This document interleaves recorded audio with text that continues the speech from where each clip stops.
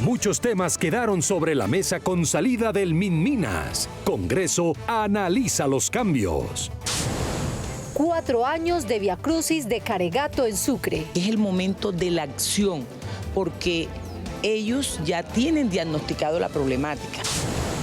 El agua está en 70 centímetros y las obras no avanzan. El único responsable de cualquier tragedia que pase a los habitantes de la región de La Mojana es el director nacional de la Unidad de Gestión de Riesgo.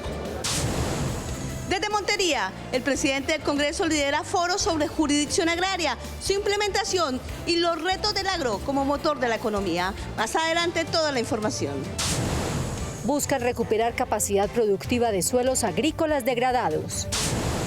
Niños tienen que empujar el bus del colegio por mal estado de las vías en zona rural de Pereira. Se comprometan a asignar unos recursos que permitan hacer unas placas huellas o pavimentar los sitios más críticos. El país se prepara para regular uso de criptomonedas. Una ley mete en cintura a quienes lavan dinero. Arroceros del país al borde de la quiebra. El negocio no se sostiene. No vamos a poder pagarles a los bancos porque la situación es caótica. NS Noticias con Marcela Baena. Buenas noches. Continúan los movimientos en el gobierno nacional. La aceptación de la renuncia del ministro de Minas, Andrés Camacho, deja varias reflexiones entre senadores que esperan que su reemplazo continúe con temas que quedaron sobre la mesa. El fenómeno del Niño y la transición energética fueron algunos de los retos que asumió el ministro Andrés Camacho en la cartera de Minas y Energía. Su gestión, al formalizar su salida, fue evaluada por senadores de la Comisión Quinta. Algunos consideran que quedaron varios temas pendientes que no fueron atendidos con la celeridad que se esperaba. El país sigue esperando que este gobierno modifique su concepto, que no necesitamos de lo minero energético, sí lo necesitamos. Estamos a puertas de quedarnos sin petróleo, quedarnos sin gas, teniéndolo en nuestro territorio. Otros senadores estiman que ese ministerio es un reto complejo. Estuvimos puntos de encuentro donde muchas oportunidades nos dio la razón y donde también en otras oportunidades nosotros logramos esos consensos. Esta es una cartera muy compleja que tiene uno de los temas principales de este gobierno que tiene que ver con la transición energética y con la crisis del tema tarifario, sobre todo en la zona norte del país. Las expectativas son altas, pues el nuevo ministro deberá continuar al frente de temas tan importantes como la transición energética, el aumento en los costos de gas y la formalización de la minería tradicional del país. Vuelve y juega. Desde el Senado llaman a la Unidad de Gestión del Riesgo para que no dilate más el cierre del Jarrillón de Caregato. Es una tragedia por la cual 6.000 familias resultaron damnificadas. Solo faltan por cerrar 60 metros y nadie hace nada. Iniciando el año, NS Noticias se desplazó a Caregato, en La Mojana sucreña, para evidenciar el estado de las obras y el resultado, todo parado. Hoy que la región está en verano, el río llega por debajo de las rodillas. Y no fue así cuando ocurrió la tragedia. El país lo sabía por las noticias de las inundaciones en La Mojana sucreña. La fuerza del río Cauca rompió el Jarrillón Caregato, inundando su enorme sabana y generando la crisis a 6.000 familias, arrasando animales y cultivos. Desde entonces, NS Noticias acompaña a la comunidad y esto era lo que pedían desde el Senado. Necesitamos del apoyo nacional, del apoyo del gobierno nacional para que salga adelante nuevamente esta zona agrícola, esta despensa agropecuaria. ¿Qué pasó hace 2 meses? Aquí hay gente pidiendo limosna en las calles ya, desde hace mucho tiempo. El que las diga es un mentiroso porque no hay forma de abarcar esa cantidad de pérdida impresionante que tenemos los mojaneros. Hoy todo sigue igual, la desidia y el desconcierto, el común denominador. Le hemos pedido a Gobierno Nacional, a la Unidad de Gestión del Riesgo, que es el momento de la acción, porque ellos ya tienen diagnosticado la problemática.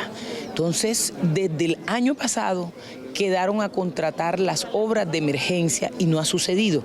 Hoy le pedimos al presidente Gustavo Petro que a través de la gestión del riesgo agilicemos esas obras. Lo más preocupante es que faltan solo 60 metros de jarillón o muro de contención para que no se vuelva a inundar y nadie hace nada. ¿Qué piensan hacer con Caragato? Aunque ya yo lo sé. Y nos dice que están haciendo un nuevo estudio para ver qué pueden hacer con la región. Simplemente no hay la voluntad política para hacerlo. Por eso hacen un llamado para que termine la obra, pues se avecinan las crecientes del río Cauca. Y hoy que hay verano, el caudal de este río está abajo y se puede trabajar para evitar una nueva tragedia. El único responsable de cualquier tragedia que pase a los habitantes de la región de La Mojana es el director nacional de la Unidad de Gestión de Riesgo.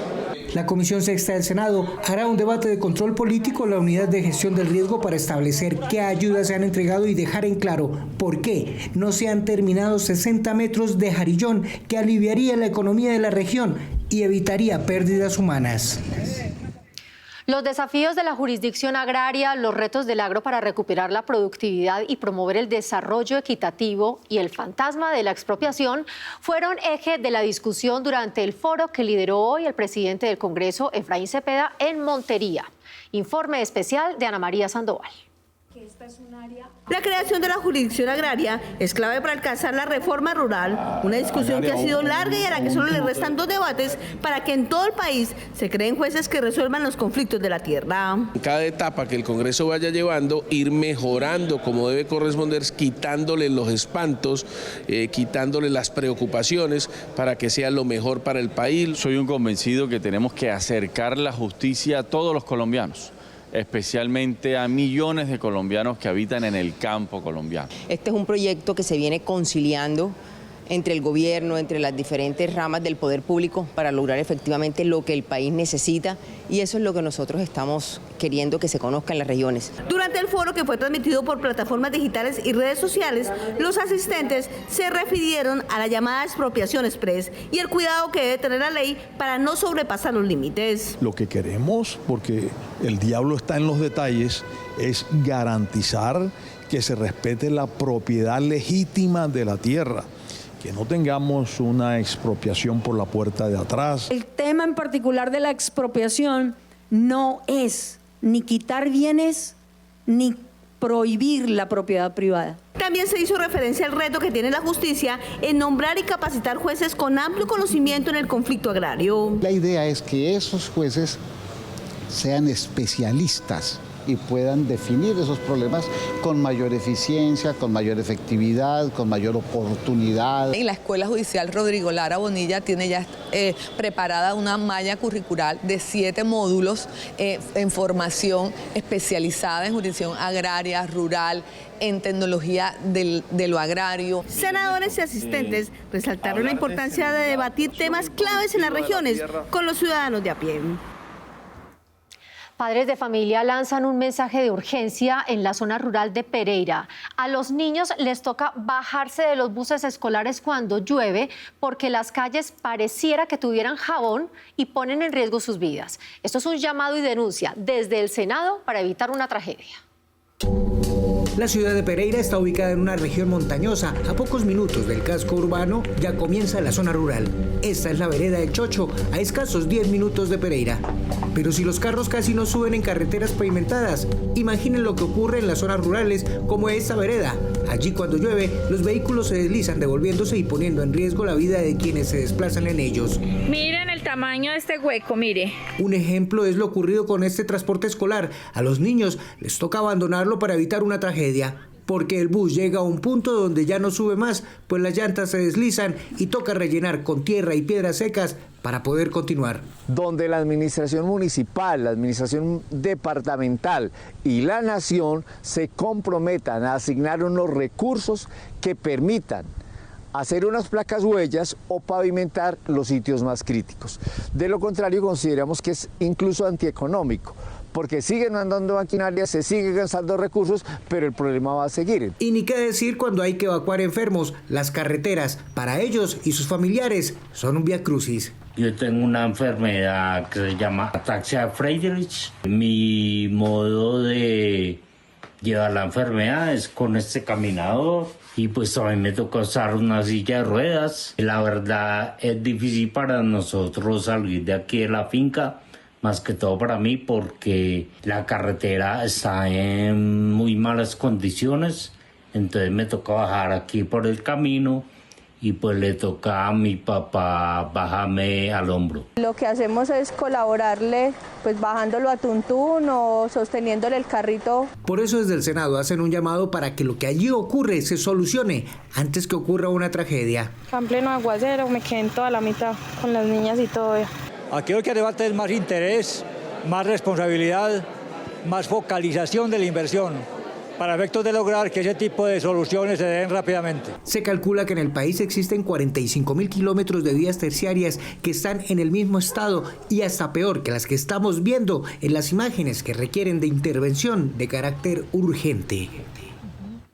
Y una grave crisis atraviesa el sector arrocero en los departamentos de Tolima y Meta. La caída del precio les está generando graves pérdidas económicas. Senadores le pidieron al gobierno ayudar con soluciones inmediatas para aliviar la problemática y evitar el paro anunciado para la próxima semana.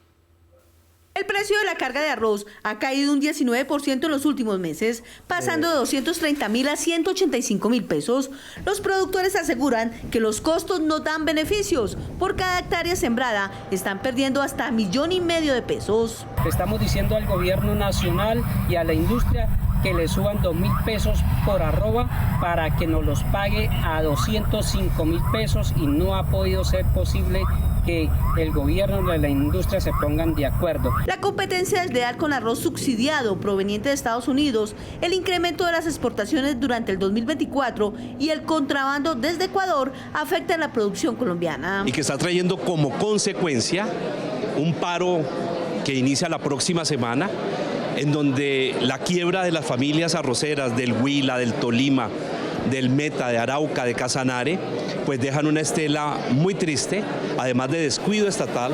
El arroz, aseguran los senadores, es símbolo de soberanía y de la seguridad alimentaria del país. Y si el gobierno no apoya al sector, este podría desaparecer. Y por eso las justas movilizaciones y peticiones de los productores, el gobierno nacional debe atenderlas. Es decirle al gobierno que cree unos incentivos para que nosotros podamos pagarle a los bancos cuando cojamos esta cosecha, por ejemplo. No vamos a poder pagarles a los bancos porque la situación es caótica, difícil. Los cultivos de arroz están extendidos en 200 municipios de Colombia, con más de 589.000 hectáreas sembradas. Entre tanto, recuperar la capacidad productiva de los suelos agrícolas que han sido degradados por causas físicas, químicas o biológicas es el objeto del proyecto aprobado en primer debate en la Comisión Quinta del Senado.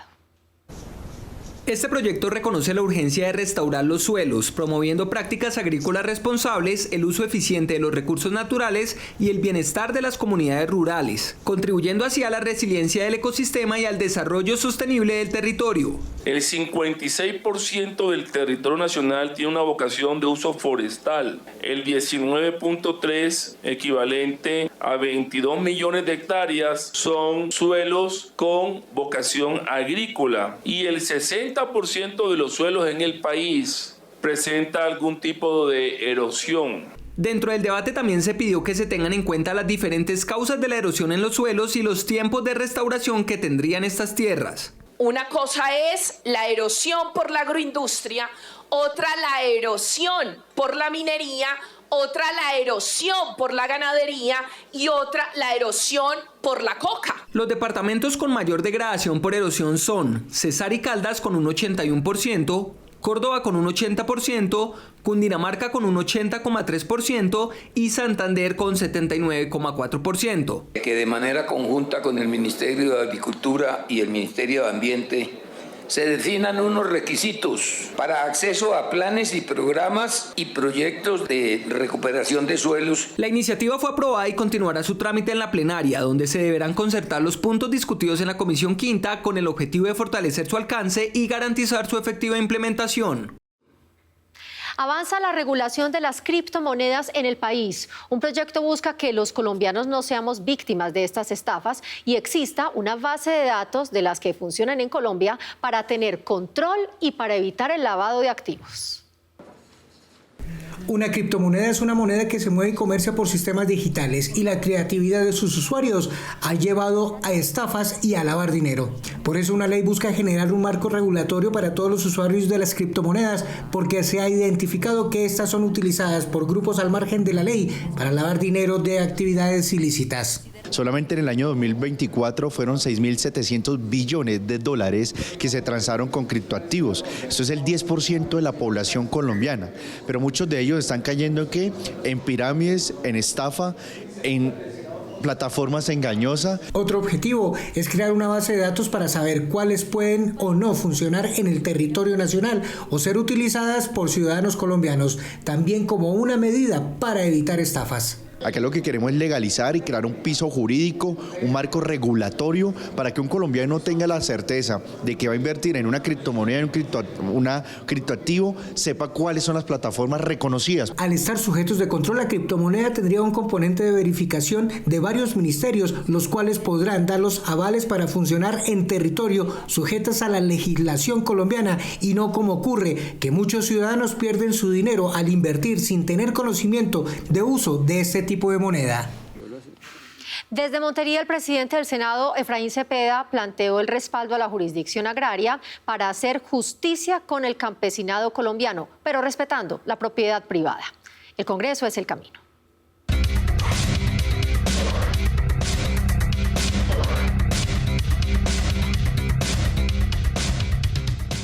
El Congreso de la República está llegando a las regiones. Con el apoyo del diario El Tiempo, estamos hoy en Montería, en un importante foro de jurisdicción agraria, con la representación de las tres ramas del poder público, el presidente de la Corte Suprema de Justicia, varios magistrados, el presidente, la ministra de Justicia, el presidente del Congreso, senadores de la República, para hacer justicia con el campesinado colombiano, con esta jurisdicción agraria que va a tener jueces agrarios en el territorio nacional. Realmente el conflicto en la tierra en Colombia ha sido un extenso conflicto, pero adicional a eso, mientras las ciudades se desarrollan, pues el campo se empobrece. De manera que con la propiedad de la tierra esperamos que tenga el campesino créditos y que no esté en manos del gota-gota y del pagadiario. Eso sí, estamos muy vigilantes para que se respete la propiedad privada en Colombia. Yo soy conservador y los principios conservadores pasan por eso. No expropiaciones ni expropiaciones express, pero sí garantía en la tenencia de la tierra.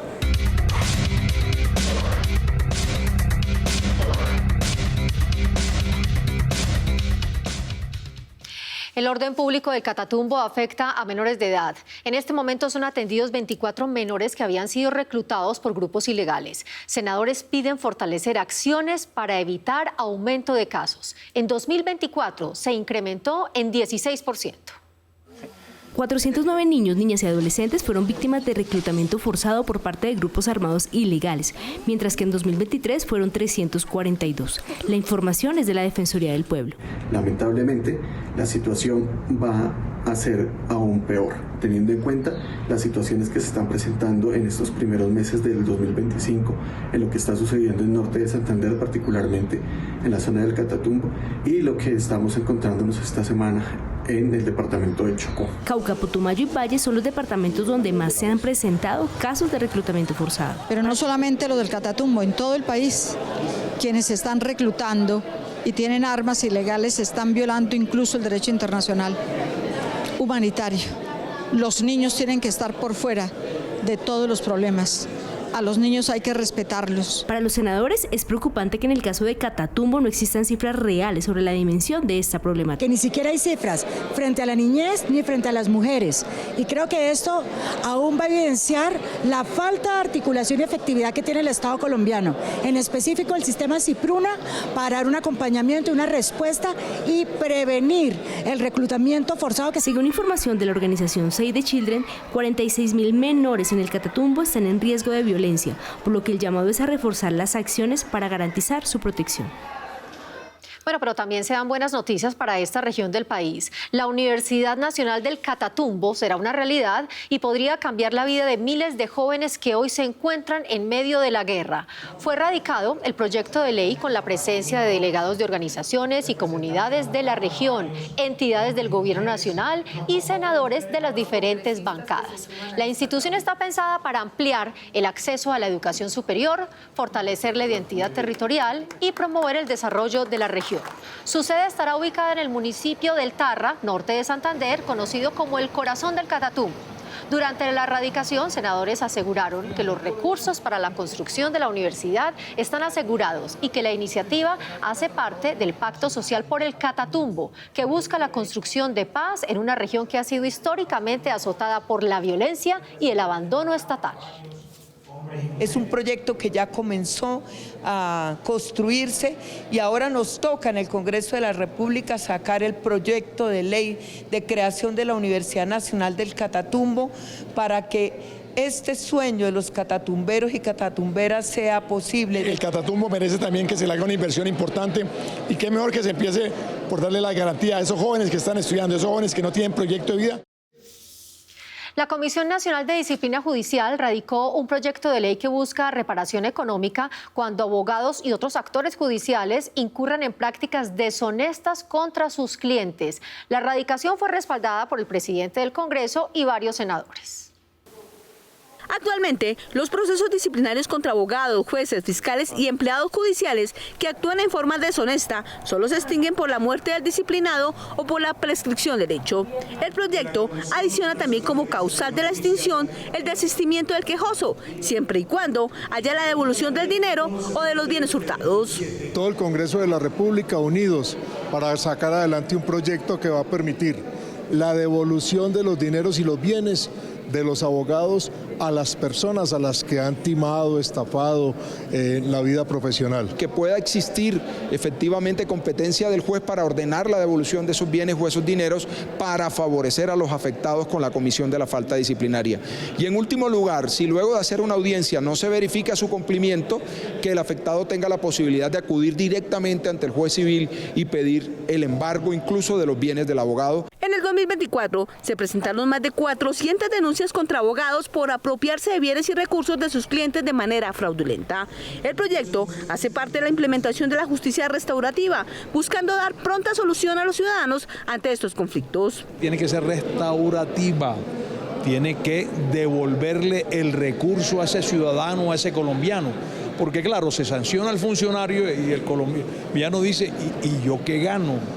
Pues en este momento con este proyecto la devolución de la plata. El proyecto iniciará su trámite en la Comisión Primera del Senado. En el marco del restablecimiento de las relaciones diplomáticas entre Colombia y Perú, el presidente del Congreso, Efraín Cepeda, recibió a su homólogo Eduardo Salguana Cavides. Las relaciones entre los dos países no estaban rotas, pero no tenían representación de embajadores en las sedes diplomáticas. Estaban solo los encargados de negocios. Fue un gesto de acercamiento entre los dos pueblos hermanos que se llevó a cabo en la sede del Senado colombiano. Los presidentes de ambos congresos coincidieron en la necesidad del respeto por la autonomía y la independencia de los poderes, aspecto fundamental de la democracia y la preservación de una relación sólida. Podemos contribuir, ¿no?, desde el ámbito de competencia que nos corresponde, a que las relaciones diplomáticas entre ambos países se normalicen. Fue radicado un proyecto de ley que tiene como objeto frenar la imposición de sobretasas en los recibos de servicios públicos que al final terminan encareciéndolos y afectando a todos los usuarios.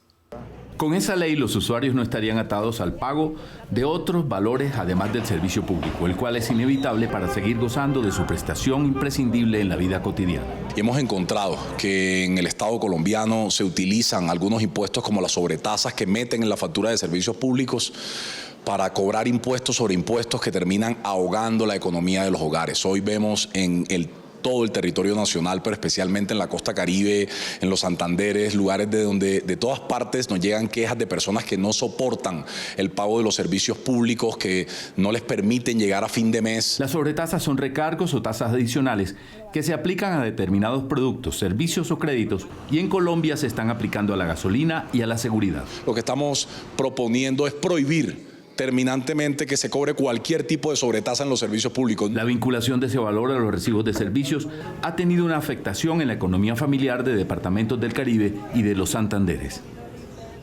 Más de 30 años de pasión por la fotografía han llevado a la senadora Sandra Ramírez a realizar la exposición Una mirada fotográfica de la selva colombiana. La senadora Ramírez captura la riqueza natural del Magdalena Medio, Caquetá, Guayavero, Tolima, Quindío, Huila, entre otros territorios colombianos, en más de 50 fotografías que conforman su exposición. A través de su lente, el espectador emprende un recorrido visual por el país, con imágenes recopiladas a lo largo de 36 años. La muestra estará expuesta en los pasillos del Congreso.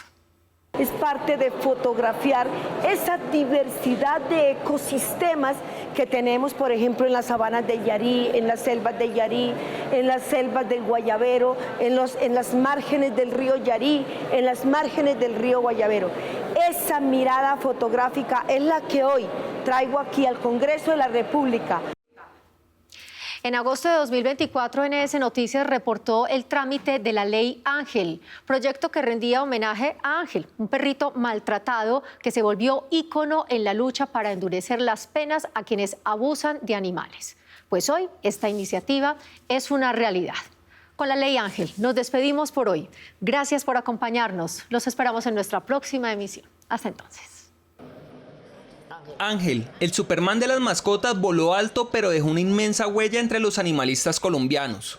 Una semana después de su muerte fue aprobado en su último debate el proyecto de ley que busca endurecer las condenas contra quienes cometan actos de crueldad animal. Ahora, la iniciativa pasará a sanción presidencial. Ángel fue el perrito que sobrevivió a un brutal ataque en Saboya, Boyacá, donde un hombre lo despellejó en un 80%. Que para nosotros como rescatistas es bastante frustrante que denunciemos y denunciemos y denunciemos y nunca haya justicia. Digamos, al agresor de Ángel nosotros lo vemos a diario como si nada, paseándose con otros animales. De 2017 a la fecha, la Fiscalía ha recibido más de 15.000 denuncias por maltrato animal y solamente se han dado 212 condenas, lo que significa que solo un 1.4% de quienes violentan a los animales ha respondido por sus delitos. Esta ley busca acabar con la impunidad. La Ley Ángel se convierte en la herramienta normativa más importante con la que contaremos ahora en Colombia para contrarrestar las peores formas de violencia que padecen a diario los animales en Colombia. Esta ley en concreto trae aumento de penas. Hasta hoy el delito era excarcelable. Más medidas pedagógicas, aumento de penas, de multas y más capacidades de acción por parte de la Policía Nacional para la sanción de quienes atentan contra la vida de los animalitos es el legado que Ángel deja de su lucha por sobrevivir durante varios años y que hoy se celebra desde el Congreso. Tu lucha por sobrevivir es un ejemplo de resistencia. Vuela alto, Ángel.